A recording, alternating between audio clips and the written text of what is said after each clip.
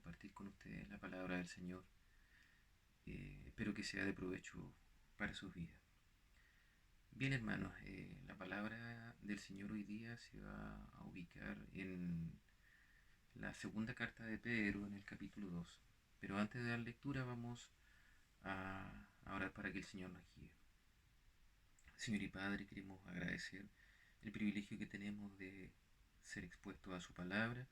Agradecemos los medios de gracia con los cuales nos bendice y le pedimos que nos ayude en este momento para extraer las enseñanzas que sean propicias para nuestros tiempos y nuestras vidas. En el nombre del Señor. Amén. Bien, hermanos, como les adelantaba, en la segunda carta de Pedro, en el capítulo 2, de los versículos del 1 al 13. Dice así la palabra del Señor. Pero hubo también falsos profetas entre el pueblo, como habrá entre vosotros falsos maestros, que introducirán encubiertamente herejías destructoras y aún negarán al Señor que los rescató, atrayendo sobre sí mismo destrucción repentina. Y muchos seguirán sus disoluciones, por causa de los cuales el camino de la verdad será blasfemado. Y por avaricia harán mercadería de vosotros con palabras fingidas. Sobre los tales ya de largo tiempo la condenación no se tarda, y su perdición no se duerme. Porque si Dios no perdonó a los ángeles que pecaron, sino que arrojándolos al infierno, los entregó a prisiones de oscuridad para ser reservados al juicio, y si no perdonó al mundo antiguo, sino que guardó a Noé, pregonero de justicia, con otras 7 personas, trayendo el diluvio sobre el mundo de los impíos, y si condenó por destrucción a las ciudades de Sodoma y de Gomorra, reduciéndolas a ceniza y poniéndolas de ejemplo a los que habían de vivir impíamente, y libró al justo Lot, abrumado por la nefanda conducta de los malvados, porque este justo que moraba entre ellos afligía cada día su alma justa, viendo y oyendo los hechos inicuos de ellos. ¿Sabe el Señor librar de tentación a los piadosos y reservar a los injustos para ser castigados en el día del juicio?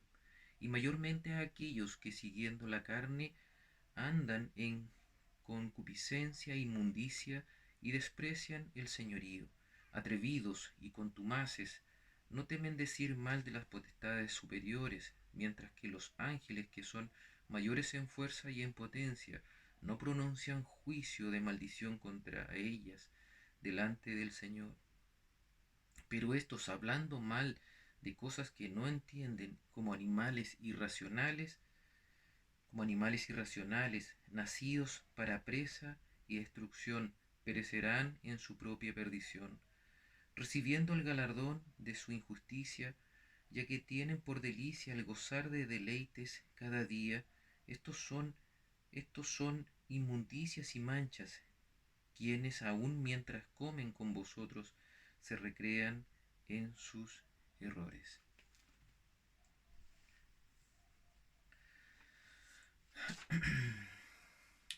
Bien, estimados hermanos, hemos dado lectura a lo que va a ser el texto que trataremos de comentar el día de hoy. Bueno, ¿qué tenemos que decir respecto de cuál era el contexto en el que fueron escritas estas palabras y al público al que fueron dirigidas? Bueno, Nerón en aquel tiempo tenía el deseo perverso de construir, pero al no tener los lugares donde pudiera hacerlo, porque la ciudad ya se había expandido lo suficiente, la opción que tomó fue el de incendiar Roma, en su idea de reconstruir en los espacios disponibles posterior a la catástrofe, siendo la ciudad de Roma quemada aproximadamente en el 64 y 65 después de Cristo. Evidentemente Nerón no iba a asumir la autoría de su piromanía perversa, sino que más bien usaría el chivo expiatorio, siendo estos los cristianos.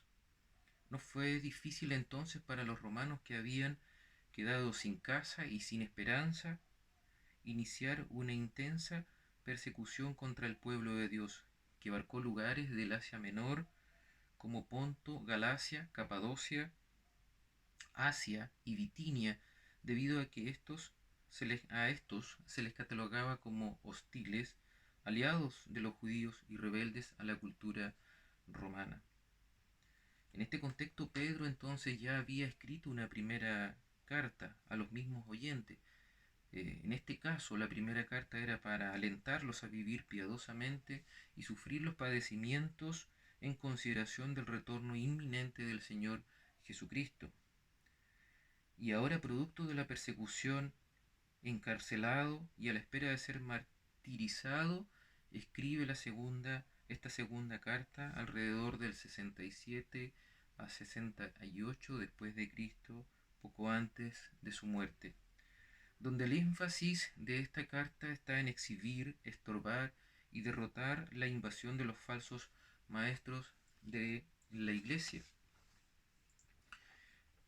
Y por otra parte también instruir a los cristianos en cómo defenderse a sí mismos contra estos falsos maestros y mentiras engañosas que, aunque no se especifica en la carta claramente cuáles eran estas, la característica general siempre ha sido de la falsa enseñanza al incluir la negación de Cristo y el torcer las escrituras. Entonces el capítulo 2 de la segunda carta de Pedro es una descripción detallada de los falsos profetas para que los cristianos siempre pudieran reconocer sus características y métodos, que muestra la falsificación de la verdad y el hablar mentiras en el nombre del Señor como de las estrategias más perversas para lograr el engaño y consecuente condenación de los oyentes. Entendiendo a estos engañadores como miembros de una comunidad cristiana. Negando al Señor se refiere principalmente a los atributos conocidos y revelados que lo hacen divino, que lo hacen Dios, hablando de Jesucristo, como el nacimiento virginal, la deidad, la resurrección corporal y su segunda venida, y de esta forma no someter sus vidas al señorío de Cristo, por consiguiente olvidando que el rescate de Jesucristo tuvo un valor que fue pagado y que debería ser digno el ofrecer reverencia a Él, tal cual un amo era reverenciado cuando adquiría un esclavo en esos tiempos. La palabra dice que muchos seguirán sus disoluciones, refiriéndose a que muchas personas profesarán ser cristianas, pero negarán el señorío de Cristo sobre la vida de cada uno de ellos al negarse a vivir como siervos obedientes a su palabra. Más bien se inclinarán a los deseos de la carne, el mundo y el diablo. Como consecuencia, el mundo secular hace escarnio y pregona desprestigio del Evangelio de Jesucristo, al desenmascarar a estas personas como hipócritas. Por trágico que esto parezca, estos cristianos nominales serán incluidos en la condenación que el Señor someterá a los hipócritas en el juicio final, según Mateo capítulo 7 versículos del 21 al 23, extendiendo aún más la idea de que esta condenación no se tarda como algo que ha perdido vigencia, y su perdición no se duerme, personificando la destrucción del juicio de Dios como si fuera un verdugo que está listo para actuar en cualquier momento. Leamos nuevamente los versos 4 al 6 del capítulo 2. Porque si Dios no perdonó a los ángeles que pecaron, sino que arrojándolos al infierno los entregó a prisiones de oscuridad para ser reservados al juicio, y si no perdonó al mundo antiguo, sino que guardó a Noé, pregonero de justicia, con otras 7 personas, trayendo el diluvio sobre el mundo de los impíos, y si condenó por destrucción a las ciudades de Sodoma y de Gomorra, reduciéndolas a ceniza y poniéndolas de ejemplo a los que habían de vivir impíamente. Estas afirmaciones de este capítulo ofrecen veracidad ofrecen veracidad de que los juicios son reales, y aunque parezca que Dios se tarda, en realidad es solo que en el despliegue del plan de Dios no ha llegado el momento de hacerlos, refiriéndose a los juicios. Así como en la antigüedad los juicios fueron reales, también lo serán en los tiempos venideros. Volvamos nuevamente a la escritura y vamos a leer de los versículos 7 al 9. Y libró al justo Lot, abrumado por la nefanda conducta de los malvados, porque este justo que moraba entre ellos afligía cada día su alma justa, viendo y oyendo los hechos inicuos de ellos. Sabe el Señor librar de tentación a los piadosos y reservar a los injustos para ser castigados en el día del juicio. Bueno, estas palabras en el fondo quieren decir que así también el Señor libra de la tentación a los justos, lo que significa que él mismo los rescata antes de que su juicio caiga sobre los que le niegan. Luego, desde el verso 10 en adelante del texto que hemos leído, explica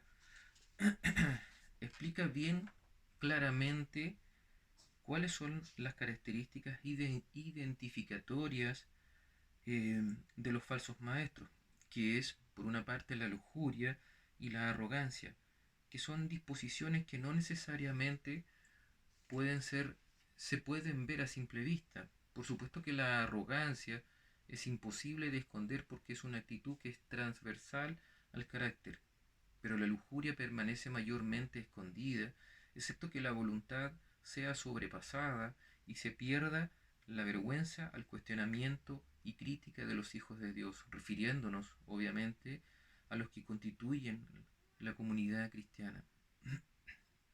Otra de las características que tienen estos es que son atrevidos y contumaces, descarados, desafiantes, osados y obstinados en llevar a cabo siempre lo que desean y quieren hacer, olvidando el carácter que se espera sea forjado con la ayuda cierta del Espíritu Santo y manifestado por actitudes visibles, que resulta en que las conductas que usarán en el quehacer diario mostrará olvido del amor a Dios, pero más visible el desprecio por los creyentes débiles y maduros,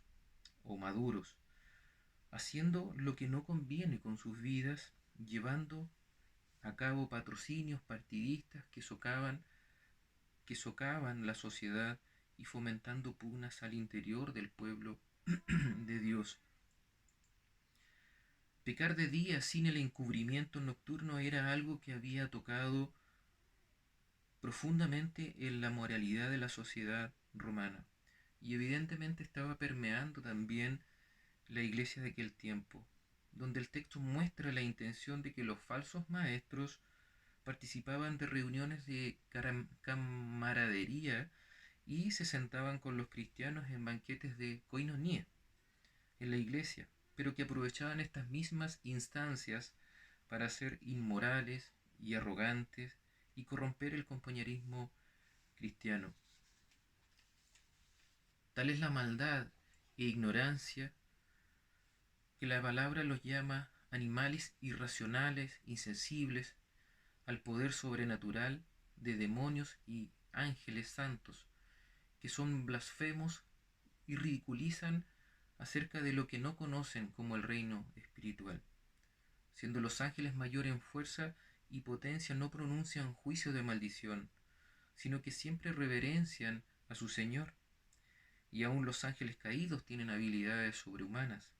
Por lo tanto, nadie debería ser tan necio e imprudente como para atreverse a ejercer una supuesta autoridad sobre ángeles, demonios o mofarse del poder sobrenatural de Satanás. Por esto, como bestias salvajes, embisten una y otra vez en el campo sobrenatural y maldicen personas, cosas y entes que ni siquiera entienden. Estimados hermanos, la fluctuante moral de, en la sociedad en todo tiempo ha dejado algo muy claro. Y esto es que los hijos de Dios siempre han tenido y tendrán situaciones de discriminación, persecución y persecución por sus convicciones. Y en ocasiones han llevado y llevan al debilitamiento de la iglesia porque muchos sucumben al temor por las consecuencias temporales y no se atreven a enfrentar con fe y confianza en nuestro Señor también las situaciones difíciles que nos tiene reservada la vida. Por supuesto que muchos de ellos terminarán como el viejo adagio que dice, el perro vuelve a su vómito y el cerdo lavado vuelve a revolcarse en el lodo. Desde el mismo Edén, los falsos maestros han provocado daño a la iglesia de Dios, pero quizás usted pueda estar confiado en que estas cosas ocurren en otro tiempo, en otra congregación y que jamás ocurriría o podría ocurrir en nuestra iglesia. Pero ¿cuál es la advertencia que Pedro nos plantea?